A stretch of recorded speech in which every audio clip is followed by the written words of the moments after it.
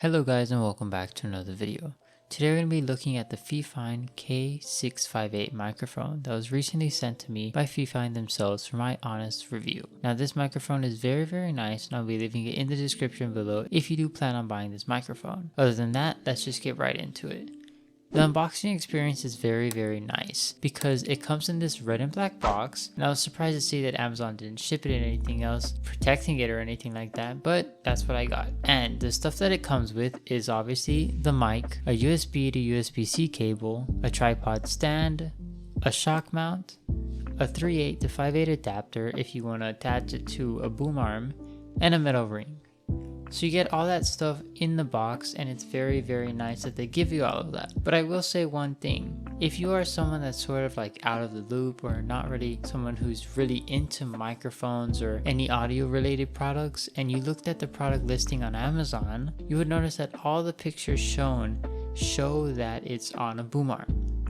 Now that would lead you to assume that you would probably get a boom arm in the box as well, because all the pictures are on a boom arm and not with the stand included. Literally none of the pictures are with the stand on the microphone.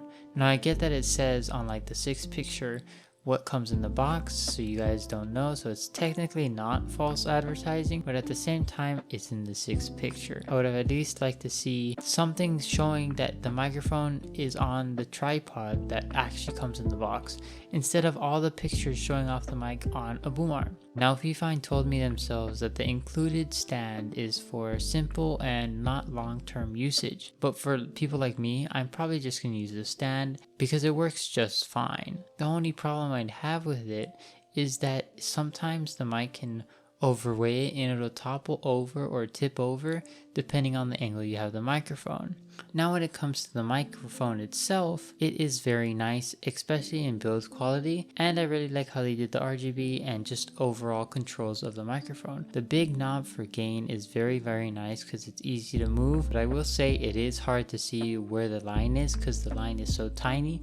So if it was a little bit bigger and like a different color so you could actually see it in the dark, that would be greatly appreciated. When it comes to muting the microphone, all you have to do is tap the button that's green and it'll turn red. The knob raises the gain for the microphone, and the button on the back of the microphone turns on the RGB or turns it off. Now there's obviously only one form of RGB for this, is just the wave pattern, but it's in a diffused lighting situation. You know, you might be thinking RGB on a microphone would be pretty annoying after a while, but it's diffused in a way that's not super in your face, which is greatly appreciated.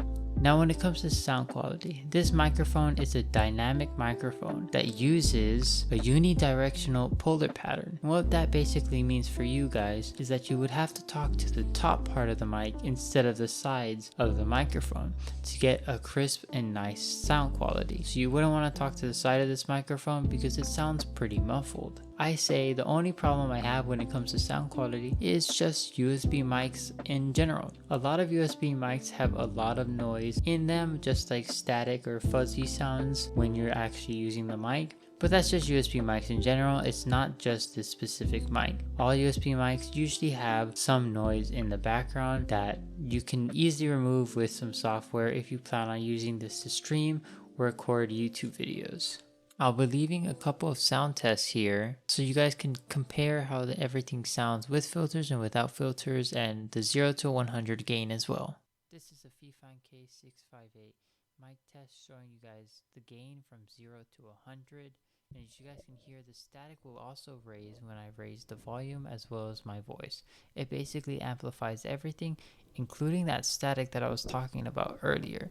So this is at 100% gain, and I'm talking directly into the microphone now.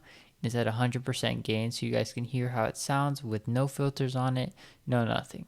This is how the microphone sounds after I put my filters on it and just noise cancellation in general. And as you guys can tell, it obviously sounds a lot better when you add the noise cancellation, but certain programs like Discord and all that stuff shouldn't pick up this noise anyways that you could hear with the unfiltered version. And you're probably wondering how come the mic sounds so similar to my previous audio. And that's mainly because I've been using this mic this whole time for this specific video. Overall, I can't really say I have any complaints with this microphone when it comes to sound quality and build quality. Everything is very premium, and I'm really happy with how this mic turned out, and I'm really happy that I was able to review it. Like I said, my main complaint was just the fact that for people that aren't really in the know about microphones and stuff like that and saw this microphone, they would probably assume that it came with a boom arm, unless they went all the way down to the 6th picture on Amazon showing what was inside the box. But that's just me being nitpicky at this point. Like, there's really hardly anything to complain about, and if you guys are interested in the microphone, like I said, it'll be in the description below. Other than that, I'll see you guys in the next one. Peace.